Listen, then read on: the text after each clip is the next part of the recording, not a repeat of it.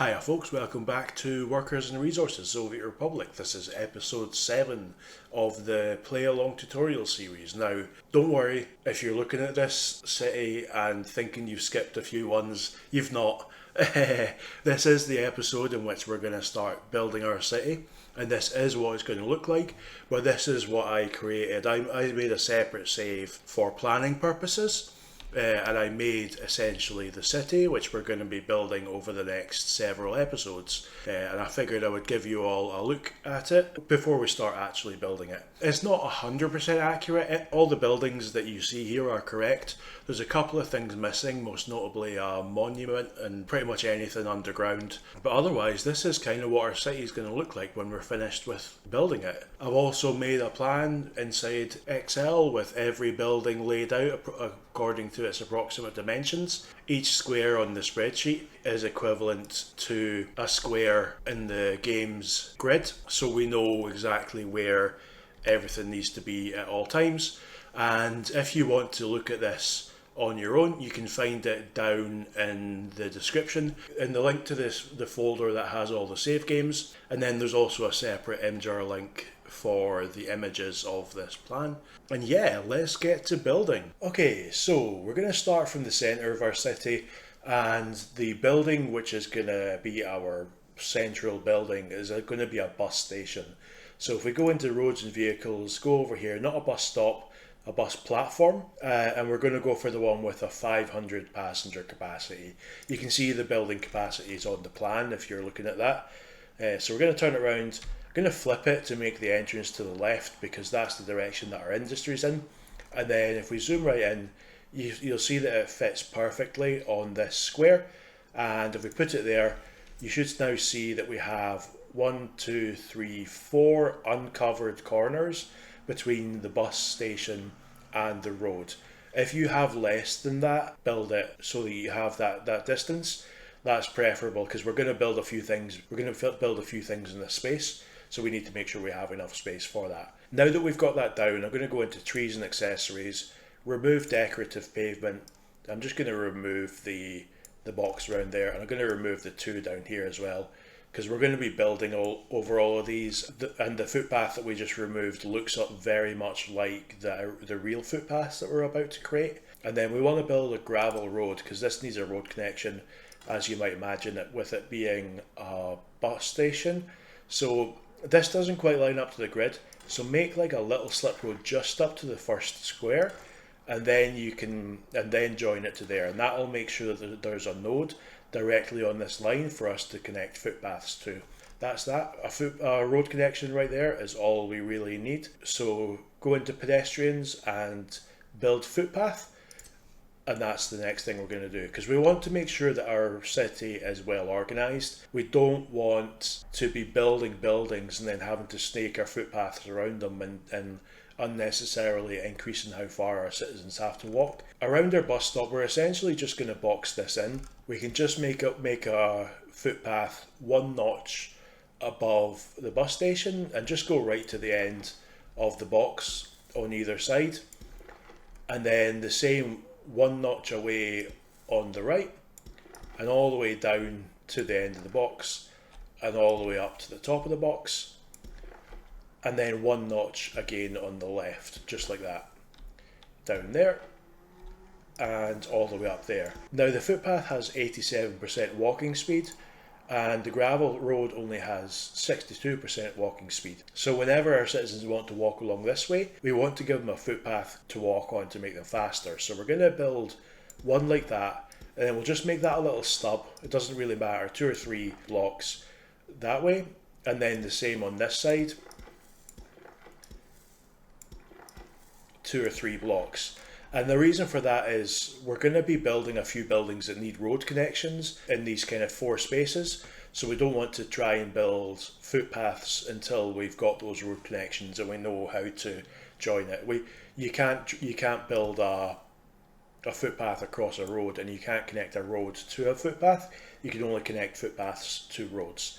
So that should be the rough outline of our city and the kind of main footpaths that they will use to get around. We just want to connect up the the bus station to that network, and we can go like that. I like to kind of point them out in a kind of star shape so that we have the quickest route from walking in any direction. Yeah, so we're going to be building a few of the buildings today. We're going to build all the more simple buildings. So we've got all these residential area buildings. These are the flats. We're going to leave those until later, but there's also the rest of them. These are all service buildings that workers need in order to remain happy and healthy. Like obviously a shopping centre, they need to go there to get their food and their clothes and their electronics and their meat. We're going to do that one in the next episode because that one's a bit more complex, but the rest of the stuff in this tab we're going to deal with, except pubs. We're going to deal with that right now by me telling you we're not going to build one. So pubs make them happy, but they also make them very unhealthy. So I always prefer to just not even bother building them. It's just not worth the effort, in my opinion. We can keep them happy enough without a pub. Moving on from there, we want a cinema because that's how they fill their culture need. So this is a fairly straightforward building.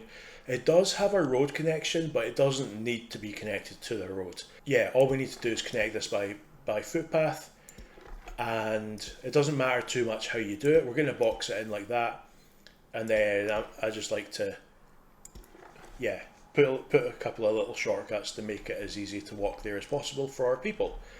Next up is sport.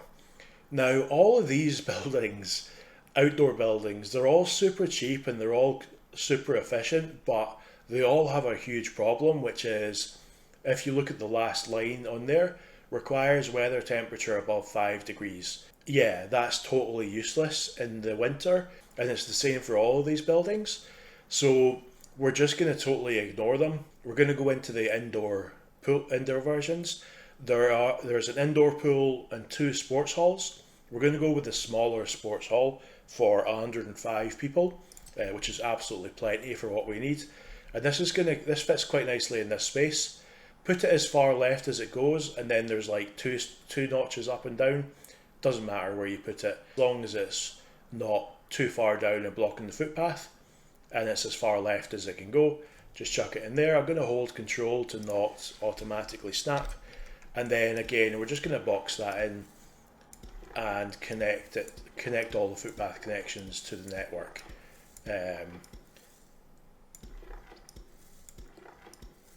Just like that, easy as that, and that'll ensure that everyone can walk there. And that's us done with this tab until we come back in future episodes.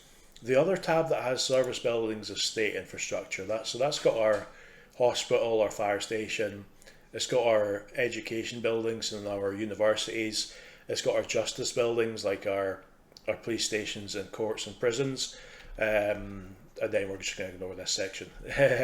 For now, we're going to come back to the fire station and the hospital. The hospital will be next episode. The fire station and all the justice buildings will be the episode after that.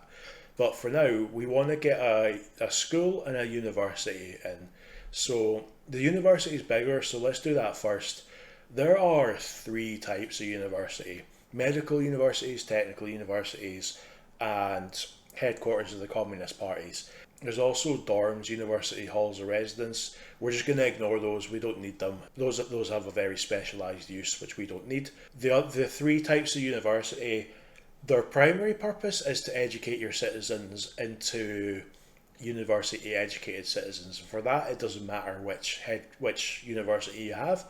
But the secondary function is these are where you get all the research, and each of these different types of university has a different set of research. In fact, we can see if we go into here. Here's the tech tree. White is medical, blue is technical, red is headquarters of the party.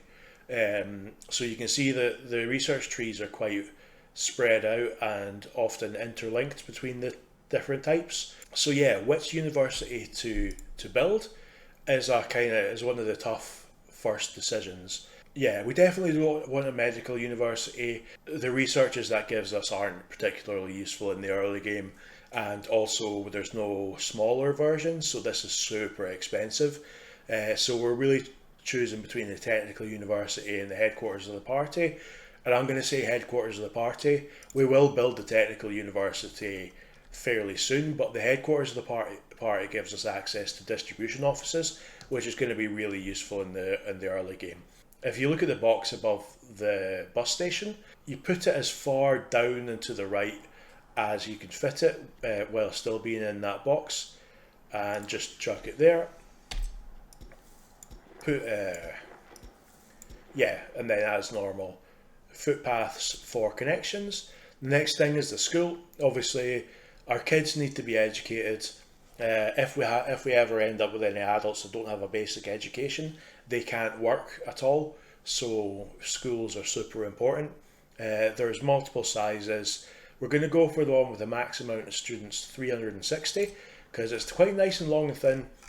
If we scroll around here so that the side with no entrances faces to the right, and look at that, it just fits right in that gap. That's perfect. And then we just need to connect that up again. We can just connect that like that. Yeah. The exact way that you connect to the footpaths isn't that important. The way I've designed the city means there should be enough slack for that. But yeah, that's them there. We can just hit this start constructor of planned infrastructure button, and we can unpause the game, and we'll start seeing our vehicles move and start to construct all these things. Yeah, there go the dumpers to pick up all the gravel for those footpaths. There goes the bulldozers to actually do the work. Yeah, we can just leave them to do that. So yeah, that's all for this episode. Next episode we'll build our hospital, and we'll build our shop and the supporting infrastructure for the shop. Those are both buildings that need to be connected to the road network, so we need to be a bit more careful with those. But yeah, other than that, that's all for today. Hope you enjoyed, and I'll see you in the next one. Cheers.